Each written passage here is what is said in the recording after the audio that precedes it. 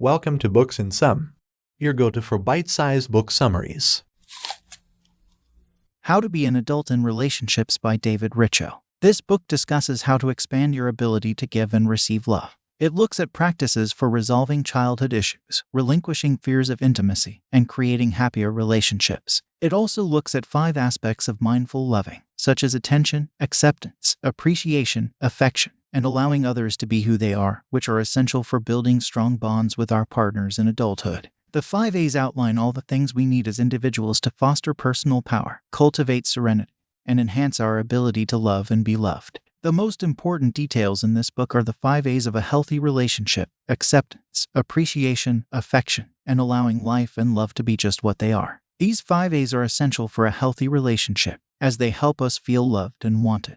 Childhood can leave us with emotional scars that affect our adult relationships. For example, people with unhappy childhoods may be more likely to tolerate abuse from their partners in adulthood due to their primal needs being unmet when they were children. This is due to the psychology behind this. When abused children feel unloved, they keep going. Many people stay in abusive relationships in adulthood due to their belief that they are the ones who are defective. To break out of this vicious cycle, they have to heal their past traumas by grieving their childhood feelings of loss or neglect.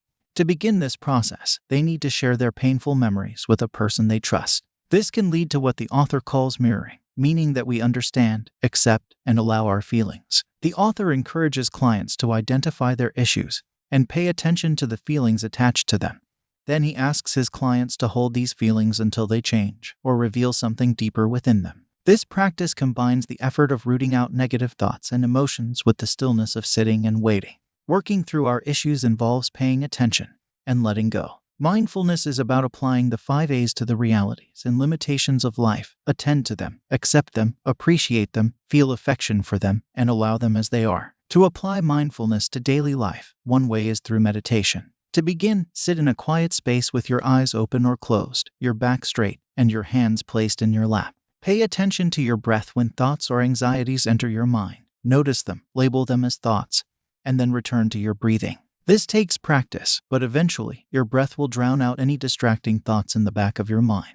To iron out past issues, you have to get comfortable with actively working through your problems and then allowing them to drift away. Once we know how to care for and respect ourselves, we can engage in rewarding relationships. Relationships evolve through 3 phases to reach their full potential: romance, conflict, and commitment.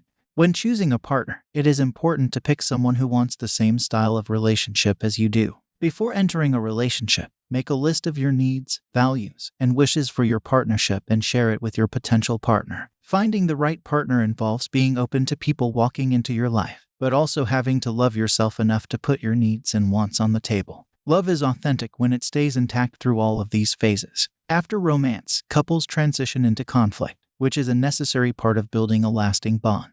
If couples can work cooperatively to iron out their issues in the conflict stage, they can then pass into the phase of commitment, where they give and receive the 5 A's. Letting go of fears can create a lasting bond between you and your partner, as long as you don't let those fears control you. According to the author, engulfment and abandonment are the central relationship fears that couples have to overcome, as they are the fear that if someone gets too close to us physically or emotionally, we'll lose our freedom. The triple O approach, which stands for admit, allow, and act as if, is a way to manage the fear of abandonment and engulfment.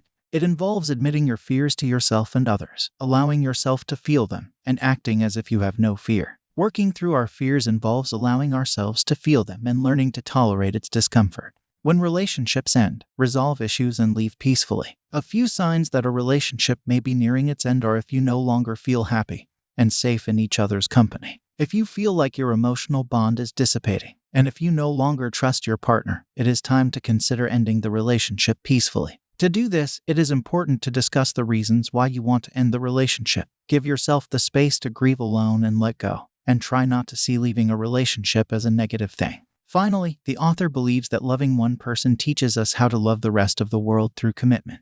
The 5 A's are essential for giving and receiving the 5 A's, resolving problems, and keeping agreements with and promises to one person. Our relationships with our immediate partners can also teach us to be compassionate.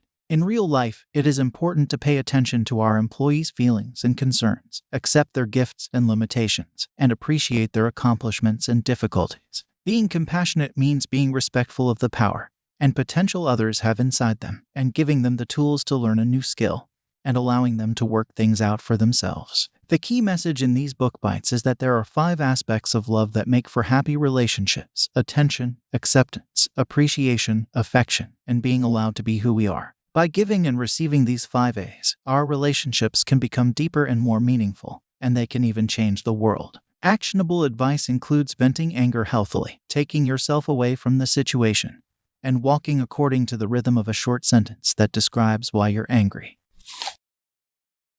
We hope you found this summary helpful in your listening journey. If you're interested in diving deeper into the topic or getting your hands on the whole book, be sure to check the description below where we've included links to the book and other related products that may be useful to you. Don't forget to hit that subscribe button to stay updated on our latest book summaries, and feel free to leave a comment with any suggestions or requests for books you'd like us to cover. Thanks again for tuning in, and happy listening.